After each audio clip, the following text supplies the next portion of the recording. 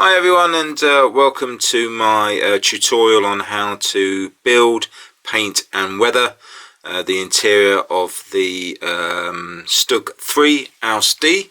I'm going to be using the Dragon kit, which is the smart kit of the 7.5cm Canone version of the Stug III. We're going to look at different principles of scratch building. We're going to look at different techniques, tools and materials that you'll need for any type of scratch build. So let's have a look and see what Dragon have offered as far as the kit goes. If we take off the lid and we look inside, very nicely detailed. We have the floor, we have the central area, and we have the rear dividing panel, and also we have the mount for the gun. Dragon also supplied the gun itself. I haven't put that together because that will all be detailed up as I go.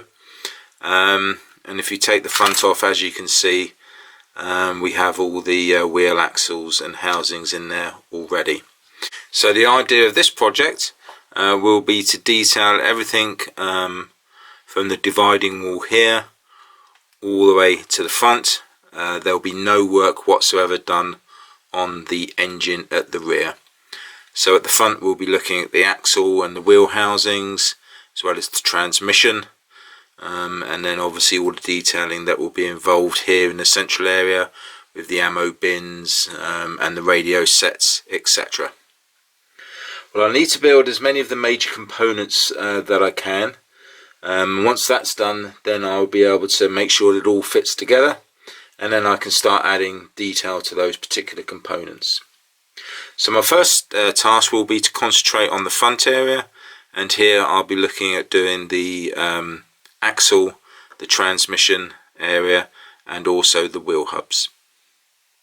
So my first task is to build the drums housings here, and also on this side here. For that I'm going to be cutting out some discs. To cut discs I'm going to be using plastic card. Lots of different varieties of plastic card thicknesses you can get, starting about 0.25mm and up to 0.5mm, and usually going up in quarter sizes thereafter. And for cutting the circle, I'm going to be using a compass cutter. I've already measured out the diameter to be 16mm, so this one has been set at a radius of 8mm to cut out the discs. There's going to be a variety of sizes of discs on the drums, so it'll be a matter of using the different thicknesses of card and the different sizes as well. So the back plates for the wheel hubs have now been made. Usually I wouldn't bother detailing, but these are going to be covered, so I need to put some small nuts around the edge. There's lots of varieties on the market. I specifically like using Meng or Master Club, who do a very nice selection. And I have quite a few of those that I use as and when. So the detailing on the drum plate's now done. I ended up using 0.8mm Meng nuts. You'll also see I've added a little bracket plate here. Basically there'll be a tube that comes out and goes under the floor down there, so that's in position for that. So now it's just a matter of making some more discs to start building out the drums themselves. The last disc on the drum has 8 small holes in it, so it's just a matter of dividing a very thin plastic card disc into 8, and then using an eyelet maker, which is this big hefty tool here. Very useful for doing small discs. It's just a matter of punching them through, so we get that there, and then using a small needle file, we just go through each hole and take out the flash.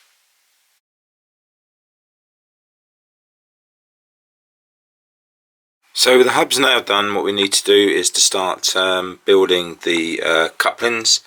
So I've put a small little base in the middle, and then using some offcuts of 0.5 styrene sheet, just made some little supports there and sanded them down. Now these have a similar circle indentation on them as the same as the hubs. Now rather than do another sheet and have to stick it back on and mould that around that, there's an easy way of doing it, which I'll now show you. It's a very simple process. All you need to do is, just in this particular instance, I used a 2mm punch to make a hole on a scrap piece of 0.25 plastic card, and then if you just glue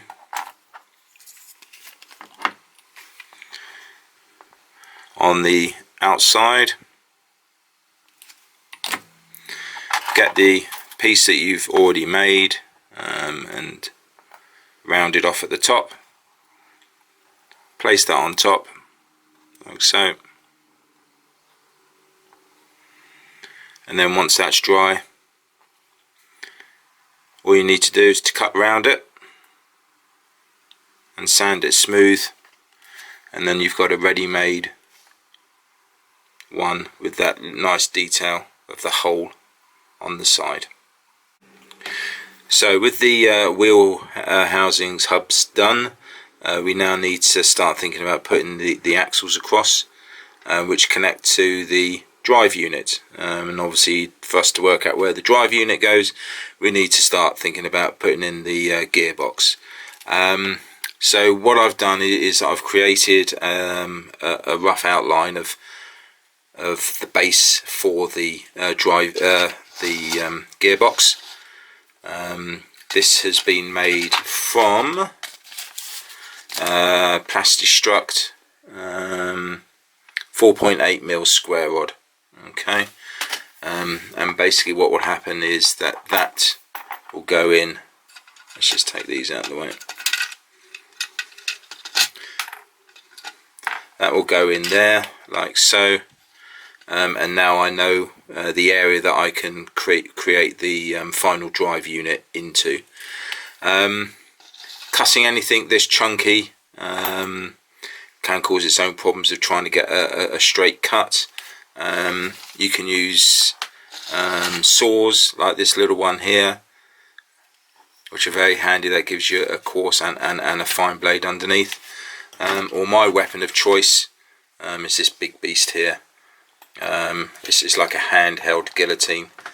A nice piece of kit and very handy to use to try to get actual straight cuts when cutting rods or square rods of some thickness.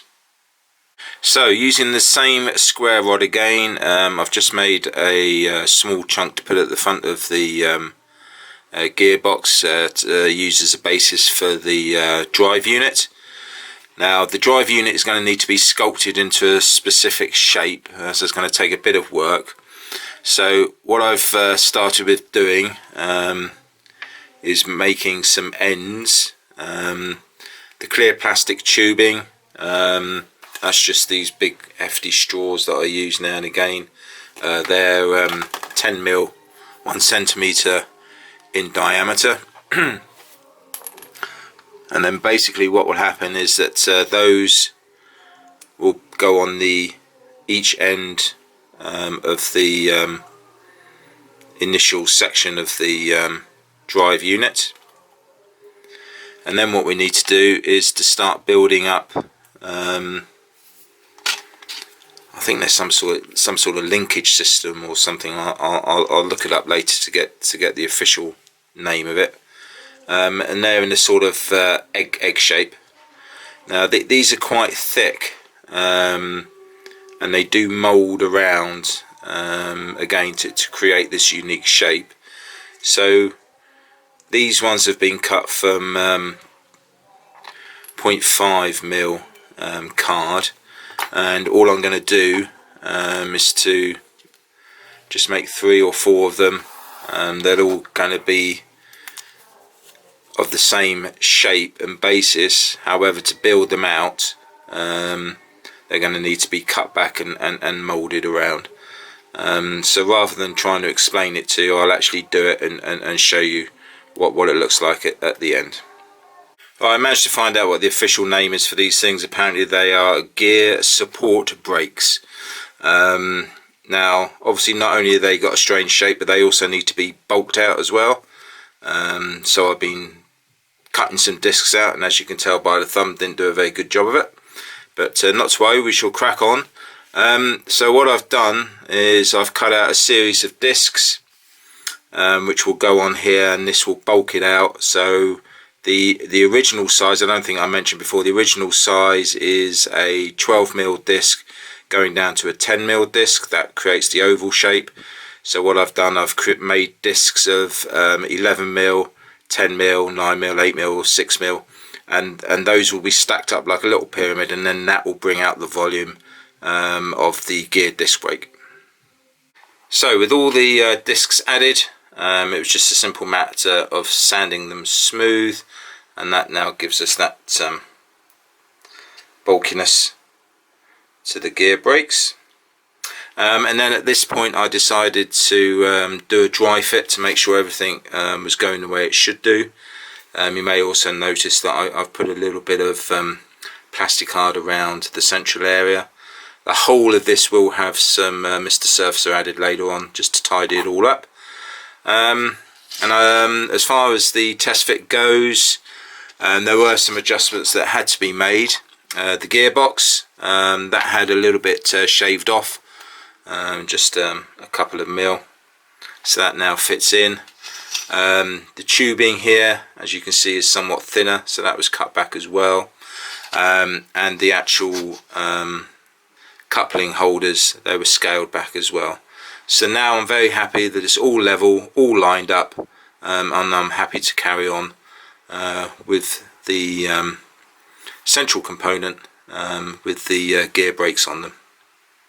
So the last bit to do on the gear brake component, there's a little wheel that goes down on each side. I've created some supports there using 2.4mm tubing, and they were cut to size just to fit over the lip.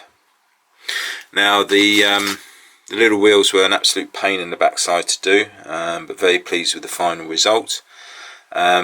Basically they're 10mm across, well 1 centimetre, cut from 0.5 plastic card, 2 of those stuck together, and then a third one which is 0.25 plastic card on top, and then as you can see it was divided into 8 sections, and then it was a simple matter of punching through some holes using a 1.6mm punch.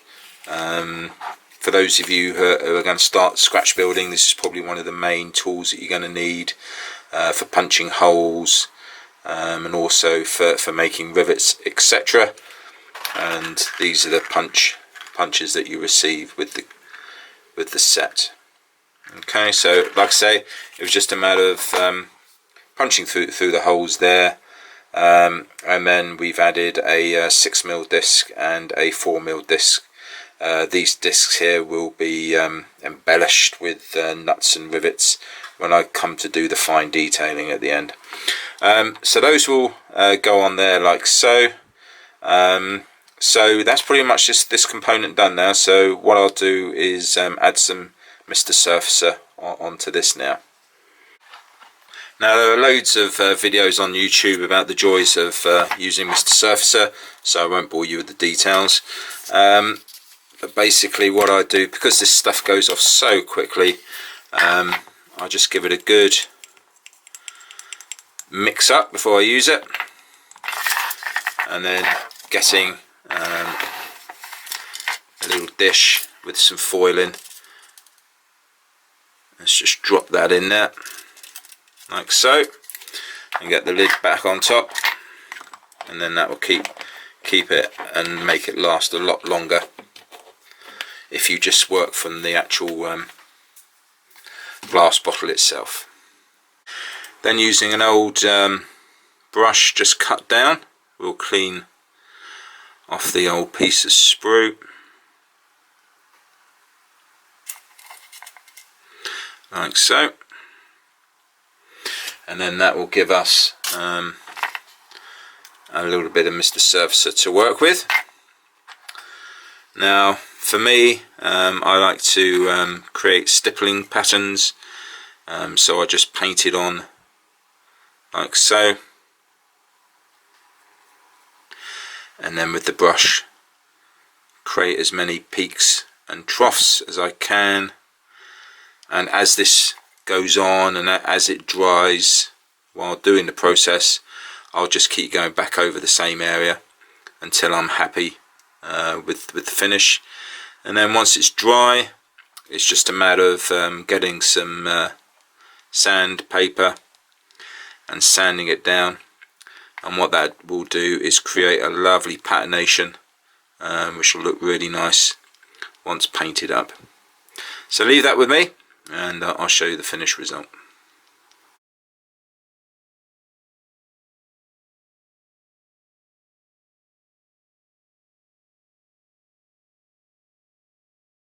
Okay, so all the main components are now in place. It's difficult to show you how they should look exactly, because you can tell from Blue Tech and that sort of thing, it's all loosely placed in. But I've achieved what I wanted to do, which is to get the main component here for the gearbox and for the gear brake area, and also for the wheel drums. So as you'll now see, this is all loose and could be taken apart, obviously to make ease for painting. These were the couplings, very straightforward, just a bit of I think it was 1.2 mil rod, with the couplings made in the same way as they were before. This side is actually a bracket, so that's the top of the bracket, again with the two holes on it. There we go. And in the back here is the underside, which will go on. There we have the couplings here on each side of the gear brake drums, and as you can see, all the Mr. Surface has been sanded down and ready for its detailing. But I'm very happy with the basic component there, and as you can see, that all the drums come off. So that's the first task complete, which was to build the components. Now we're going to start adding the detailing, which will mean turning this lump of plastic here into a gearbox.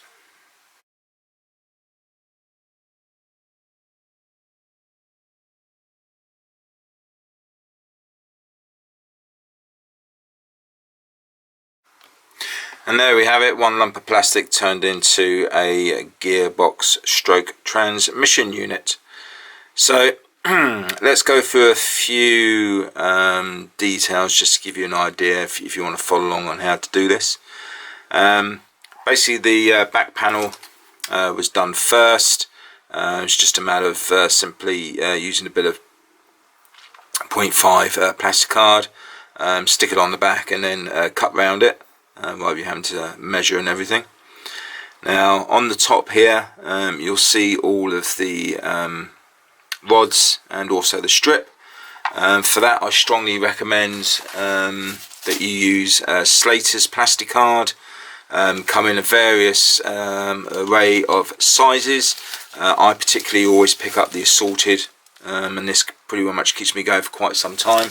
So that's the strip, and as you can see, a whole variety of sizes there, and also the rods that I use as well. Very handy to have. So they will cut to size. You probably can't see it.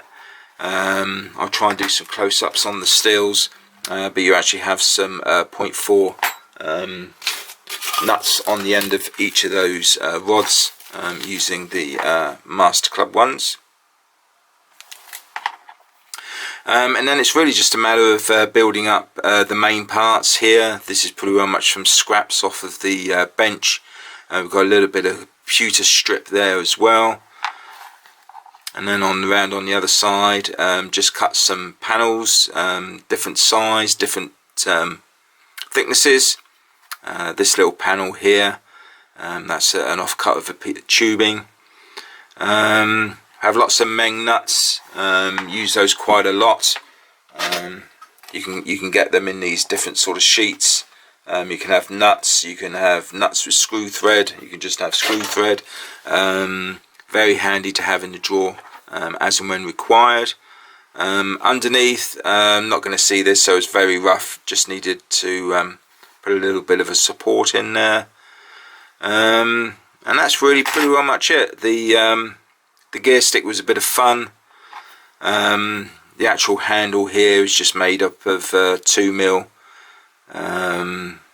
discs from 0.25mm plastic card, and then in the middle 1mm discs cut from 0.5mm plastic card, and you just basically make it up like a sandwich, just to give that effect.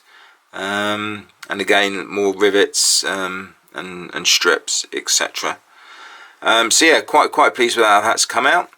So now that that's done, what we'll now need to do is to move on to the gear brake system, and we'll get all of that detailed up as well.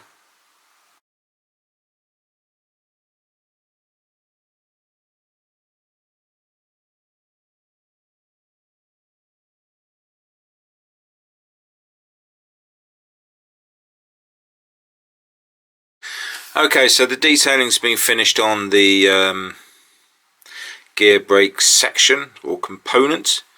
Very much the same as what was done on the gearbox transmission unit, using strips of Slater, also using the Slater's rods as well. You can't see this, but each one of these rods has the 0.04mm Master Club nuts on them as well. You'll also see that we have some pewter rivets there. They're all 5mm. Quite straightforward making the rivets, just using a hole punch, which I think I've shown you before anyway. And then, as you can see there, holes being drilled out as well.